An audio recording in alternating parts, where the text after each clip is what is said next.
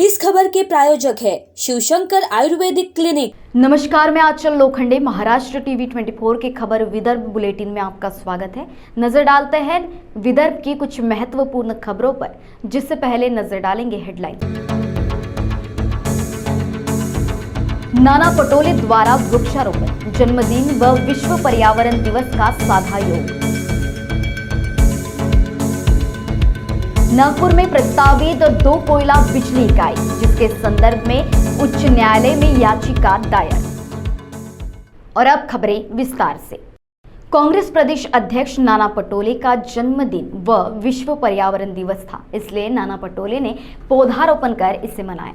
देश में बहुत सारा प्रदूषण है, लोग डरते हैं, विकास के नाम पर पेड़ों को काटा जा रहा है, इसलिए विश्व पर्यावरण दिवस है। इसलिए नाना पटोले ने यह बयान दिया कि सृष्टि तभी बचेगी जब राजनीतिक, सामाजिक व प्राकृतिक संतुलन बना रहेगा।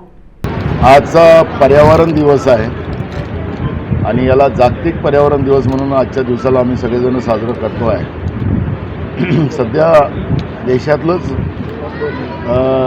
वातावरण सगळं पोल्युशित झालेलं आहे। लोकांमध्ये जो भय निर्माण झालेला आहे, दहशत निर्माण झालेली आहे आणि जी रोज महागाई वाढवून या देशाच्या लोकांना जो परेशान केलं जाते आहे, बेरोजगारी या देशामध्ये मोठ्या प्रमाणात वाढलेली आहे आणि विकासाच्या नावाने ज्या पद्धतीनं वृक्षतोड करून या जो ग्लोबल वॉर्मिंगचा आज स्थिती आज आमच्या देशावर आली की उन्हाळ्यात पावसाळा पडतो आहे, ही जी सगळी परिस्थिती निर्माण झालेली आहे। या दिवशी एवढंच म्हणेल की राजकीय, सामाजिक आणि नैसर्गिक हे सगळे समतोल राहिले पाहिजे, तरच त्याच्यामध्ये निसर्गही वाचेल आणि जीवसृष्टी पण वाचेल। महाराष्ट्र टीवी 24 के लिए जितेंद्र पटले, सिहोरा। सुधीर मुनगंटीवार ने महाविकास आघाड़ी की आलोचना की थी कि जो लोग गजनी प्रिंट की राजनीति कर रहे हैं वे महाराष्ट्र को मुक्त कराएंगे। तब नाना पटोले ने मुनगंटीवार पर हमला बोलते हुए कहा कि सुधीर मुनगंटीवार पहले बताए कि गजनी पॉलिटिक्स क्या होती है। बीजेपी का काम है जनता के बुनियादी मुद्दों को छोड़कर नौटंकी करना, फिर बीजेपी अपने मंत्रियों की नौटंकी बंद करे और ध्यान दे किसानों के मुद्दे पर। पटोले ने ऐसा कहा। कायदेशीर म्हणजे काय, त्यांना सांगा ना म्हणा काय असे कुठल्याही गोष्टी फेकायच्या आणि लोकांना गुमराह करायचं, हे जे बीजेपीचं धोरण आहे त्या धोरणातून ते बाहेर जा। तुम्ही सत्तेत आहात, महागाई कमी करण्याचं बोला, शेतकऱ्यांना मदत करण्याचं बोला, गरिबांना मदत करायची बोला, तरुणांच्या हाताला रोजगार देण्याचं बोला, पण सत्तेत राहून या पद्धतीचे अवघड शब्द टाकायचे लोकांच्या समोर आणि त्याच्यातच लोकांना फिरवत राहायचं, ही जी नौटंकी आहे भाजपची, हे केली पहिले थांबवा। नौटंकीबाज भाजप हे आता सगळ्या लोकांना कळलेलं आहे। त्याच्यामुळे कोण त्यांचा मंत्री काय बोलतोय त्याच्यापेक्षा जनतेच्या प्रश्नाकडे यांनी लक्ष घालावं, एवढंच आमचं म्हणणं आहे। कुश्ती में देश के लिए स्वर्ण पदक जीतने वाली भारतीय महिला केंद्र की अत्याचारी भाजपा सरकार उनका अपमान और दमन करने का पाप कर रही है। इतना ही नहीं, भाजपा सरकार ने महाराष्ट्र सदन से अहिल्याबाई होलकर और सावित्रीबाई फुले की तस्वीर हटाने का भी पाप किया। नाना पटोले ने महिलाओं के साथ कोई संबंध नहीं रखने के लिए इस सरकार की आलोचना की।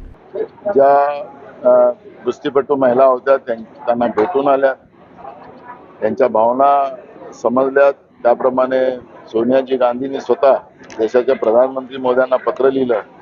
पण आज आपण पाहतोय की देशातलं सरकार उन्मादात आहे। त्यांना महिलांच्या बद्दलचं जे आपली देशाची जी संस्कृती आहे त्याचं काही घेणं देणं नाही आणि महिलांवर मोठ्या प्रमाणात अत्याचार करणं हे या देशामध्ये आता सर्वत्र घडत आहे। ज्या महिलांनी देशासाठी खेळले, ज्यांनी या देशासाठी सुवर्णपदक जिंकून आणले, अशा या महिलांचा या पद्धतीनं अपमान करणं आपण पाहिलं की 28 तारखेला त्या सगळ्या महिलांना जबरदस्ती त्यांच्या आंदोलन मंडपातून उचलून नेणं, त्यांना ज्या पद्धतीनं मारपीट करणं, हे खऱ्या अर्थानं एक लाजिरवाणी गोष्ट। आणि खरं तर या पद्धतीच्या सरकार कसे निर्णय घेऊ शकतात? महिलांचं ते आपल्या देशासाठी खेळल्या त्याच महिला नाही, ते सगळ्या महिलांचा अपमान करण्याचं पाप केंद्रातलं सरकार आणि राज्यातलं आपण पाहिलं की महाराष्ट्र सदनामध्ये राजमाता अहिल्यादेवी होळकरांचं आणि सावित्रीबाई फुल्यांची प्रतिमा सुद्धा बाजूला करून टाकली. म्हणजे हे इतके महिलांच्या बद्दलचं ज्या पद्धतीनं त्यांना अपमानित करता येईल ही स्थिती आज केंद्रातलं आणि राज्यातलं भाजपचं सरकार करते आहे. महाराष्ट्र टीवी 24 के लिए जितेंद्र पटले, सिहोरा। गोंदिया शिक्षण संस्थान द्वारा संचालित स्थानीय धोटेबंधु विज्ञान महाविद्यालय और वन विभाग गोंदिया ने संयुक्त रूप से तारीख 5 जून को साथ मिलकर विश्व पर्यावरण दिवस मनाया। यह कार्यक्रम महाविद्यालय के प्राचार्य डॉक्टर अंजन नायडू के मार्गदर्शन में लिया गया। मंच पर वन विभाग गोंदिया के ACF प्रदीप पाटिल, राजेंद्र सदगीर, प्राचार्य डॉक्टर अंजन नायडू तिमांडे, मनोज पटले, RFO भालेकर, निसर्ग मंडल के सचिव मुकुंद ध्रुवे सर उपस्थित थे। केंद्र शासन द्वारा निर्देशित पर्यावरण प्रतिज्ञा लेकर कार्यक्रम की शुरुआत हुई। महाविद्यालय के शिक्षक वर्ग, वन कर्मचारी वर्ग, विद्यार्थी एवं गणमान्य लोगों ने प्रतिज्ञा ली। तत्पश्चात प्रदीप पाटिल एवं सदगीर सर ने विद्यार्थियों का मार्गदर्शन कर विद्यार्थियों को जैव विविधता पार्क की सैर कराई और महत्वपूर्ण जानकारी विद्यार्थियों को प्रदान की। महाराष्ट्र टीवी 24 के लिए अभिषेक भटनागर, गोंदिया। खबर विदर्भ में वक्त हो चला है एक छोटे से ब्रेक का।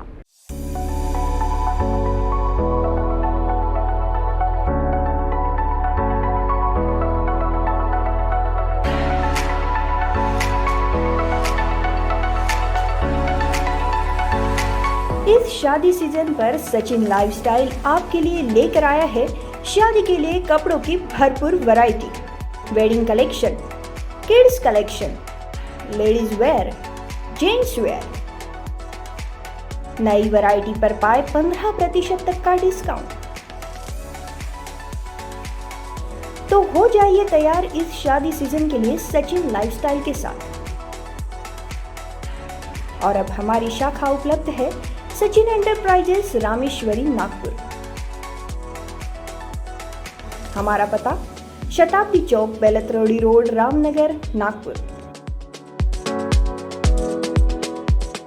ई रिक्शा ने हमारी रोजमर्रा की जिंदगी काफी आसान कर दी है। अब ऐसे में परफेक्ट मोटर्स ने लाया है बैक्सी ई रिक्शा, जो सिर्फ सफर करने वालों की ही नहीं बल्कि सफर के लिए सारथी की भी जिंदगी आसान कर दे। बैक्सी, भरोसा जीत का।